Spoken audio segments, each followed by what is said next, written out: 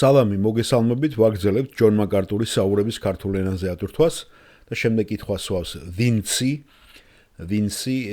რომელსაც ჯონ მაკარტური ეტყობა, რომ იცნობს და პირველი თვითონ მიესალმება.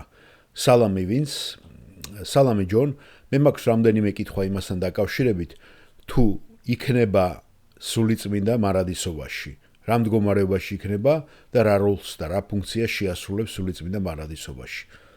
ამის მითითებებზე შეგიძლიათ ამის მისათითებლად რომელიმე ბიბლიური მუხლები მომაშველოთ და მოვიშველიოთ. მე ესე დავსათაურე, მარადისობაში თუ იქნება სულიწმინდა და რა იქნება მისი ფუნქცია. ჩვენ ვიცით სამყაროს შექმნას, რომ ხედავთ, რომ სულიწმინდა იქ არის, სამების მესამე პირი და მას აინტერესებს ეთყობა ბიბლიიდან სად არის ეს მინიშნებები. საოცარია, რომ ჯონ მაკარტური ჩაუხედავად იხსენებს ამას, რაც შეუძლია. პირველ რიგში უნდა ვიცოდეთ, პასუხობს ჯონ მაკარტური, რომ სულიწმინდა არის იგივე ღმერთი.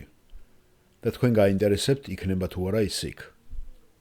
დიახ, მე მინდოდა გქონოდა რამოდენიმე წყარო ბიბლიიდან, რომელსაც შემიძლია რომ მოვიძიო, იმიტომ რომ ამის შესახებ ვკითხულობ ახლა და მაინტერესებს ბიბლიური და როგორ გამომყარო ეს შეხედულება.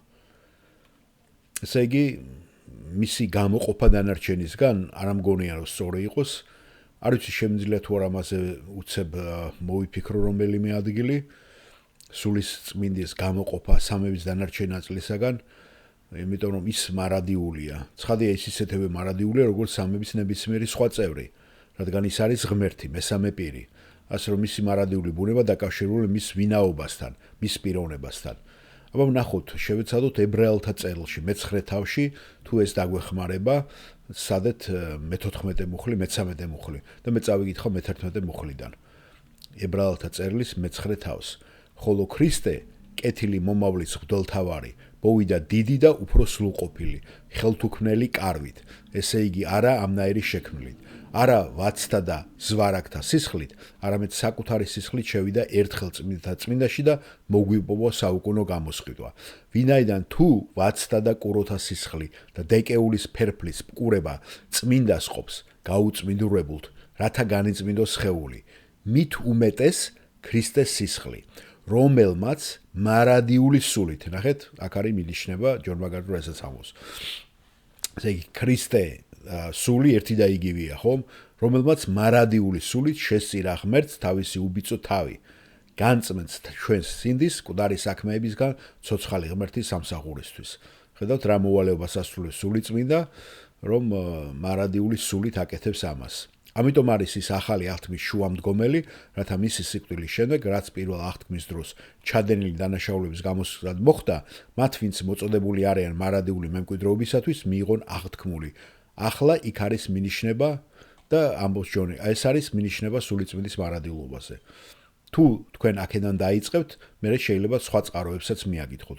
შეიძლება იპოვოთ სხვა მინიშნებები სულიწმინდის მარადილობაზე. ხა პირდაპირ ჰაერიდან არ მინდა მე იმას აქვნა, მაგრამ ფიქრობ პირველ კორინთელ წერილში შეგვიძლია მივიდეთ მე-15 თავში, 22 მუხლზე, რადგან ესეც ძალიან მნიშვნელოვანია. იქ ნათქვამია, რომ საბოლოოდ, როდესაც ყველაფერი მოგვარდება, ყველაფერი ღმერთს დაემორჩილება და მე წავიკითხავ ამ ადგილს 24 მუხლიდან. მერე დადგება აღსასრული, როცა მეფობას გადასცემს უფალსა და მამას, მას შემდეგ, როცა გააუქმებს ყოველ მთავრობას, ყოველ უფლებასა და ძალას, ვინაიდან მან უნდა იმეფოს, სანამ ფეხქვეშ არ მოიქცევს თავის ყველა მტერს, ხოლო უკანასკნელი მტერი, რომელიც განქარდება, სიკვდილია, იმიტომ რომ ყოველივე მის ფეხქვეშ დაამხო და დაუმორჩილა, ხოლო როცა ვამბობ, ყოველივე მას დაუმორჩილა, მეთქი ცხადია იმის გარდა, ვინც მას დაუმორჩილა ყოველივე, ანუ მამა ღმერთს ელაპარაკი, და როცა ყოველივეს დაუმორჩილებს მას, მაშინ თვით ძეც დაემორჩილება იმას, ვინც ყოველივე მას დაუმორჩილა, რათა ღმერთი იყოს ყველაფერში. ძალიან ის არის, ხომ ეს ისეთი მე პირველადაც რო წავიკითხე, ეს ძალიან ის იყო რაღაცა ესეთი პოეტური შინაარსის იყო და ძალიან ისე იყო გაწყობილი ეს ამბავი და როცა ვადევნებდი თვალყურს, აი აქ არის ზუსტად სამების კარგად მოცემული დოქტრინა და ბევრგან არის, ხომ ახალ თქმაში შეიძლება პირდაპირ არ არის ნახსენები და იქ ჩვენ უნდა მოვიძიოთ კარგად სამივე პირი, აქ არის მოხსენიებული. ესე იგი თავად ზე დაემორჩილება მას, ვინც ყველაფერი დაუმორჩილა მას. ჯერ ღმერთი, ესე იგი მამა დაუმორჩილებს ყველაფერს იესოს და მერე იესო თვითონ ემორჩილება ღმერთს. და ღმერთი იყოს ყველაფერი ყველაფერში. ძალიან ძნელია ჩვენთვის გასაგებად ხომ სამების ეს დოქტრინა და ასე არის მარადიული ღმერთი, აგრძელებს ჯონ მაკარტური.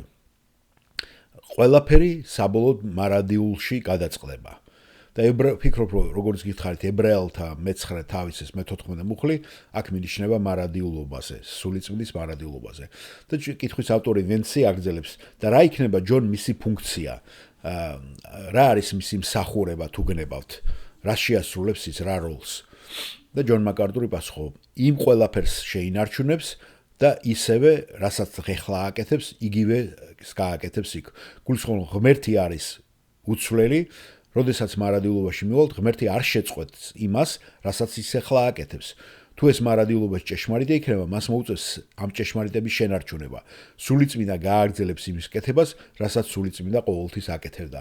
ერთადერთი განსხვავება ჩვენთან მიმართებაში იქნება, მაგრამ იცი ჩვენ არ ვართ მარტო ამ ქლილების ნაწილი, არსებობს მთელი ანგელოზური ქმნილება, სისტემა, არსებობს მთელი უსასრულო სამყარო, არსებობს მთელი ცათაცა, ხომ? და არსებობს ახალი იერუსალიმიც.